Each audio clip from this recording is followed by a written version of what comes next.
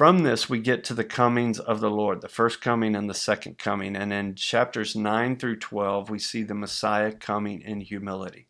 Now, for the sake of time, I'm just going to give you 3 snapshots, okay? In chapter 9, verse 9, see your king comes to you righteous and having salvation, gentle and riding on a donkey.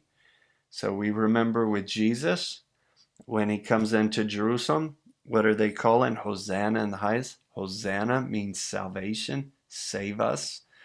And salvation was riding on a donkey into Jerusalem.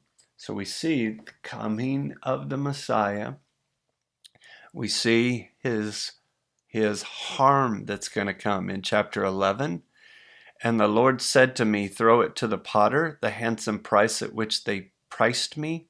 So I took the 30 pieces of silver and threw them into the house of the Lord to the potter. In Matthew chapter 26 and 27, we read about the financial exchange that Judas made to betray Jesus. And how much was it? 30 pieces of silver. Come alive, wake up, sleeper, he is risen, we are risen with him.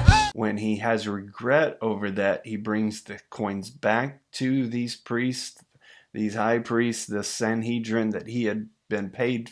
He brings the money back to them. They say in chapter 27 of Matthew, we cannot put this back in the temple treasury. So what do? They buy a potter's field for the dead to be buried. So it's a fulfillment. Matthew 26, 27 are fulfilling this exact prophecy that you see in Zechariah 11. Now one more. In chapter 12, they will look on me, the one they have pierced, and they will mourn for him as one mourns for an only child, and grieve bitterly for him as one grieves for a firstborn son. It's a visual of him being pierced. So in this first set of prophecies of the coming of the Lord, chapter 9 through 12, we see that Jesus is coming with great humility.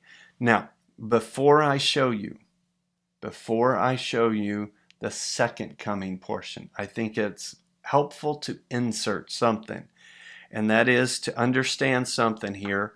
I'm going to show you 2 things, and then we're going to finish with chapter 13 and 14.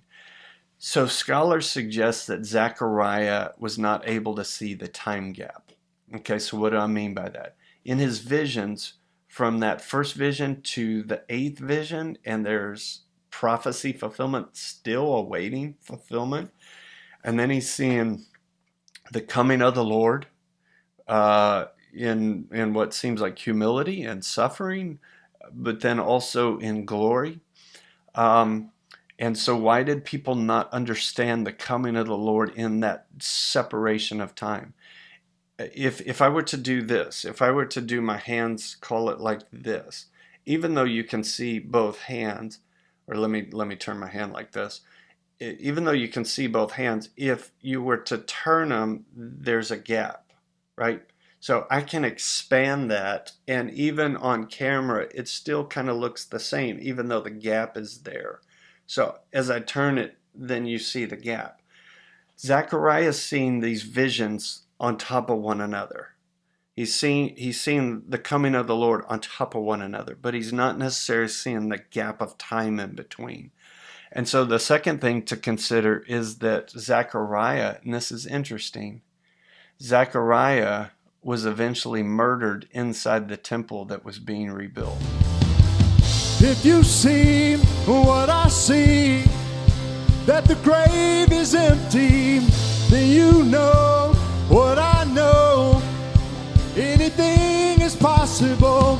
If you see what I see, that the grave is empty, then you know what I know.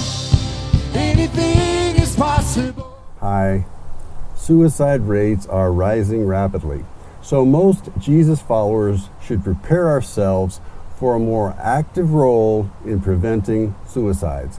We are on the front line since pros rarely get involved until a foot soldier helps connect people in crisis with trained professionals.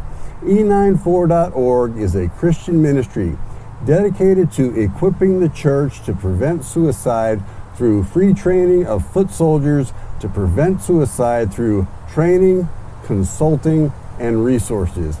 Get equipped to give hope and help and confidently refer people to professional counselors.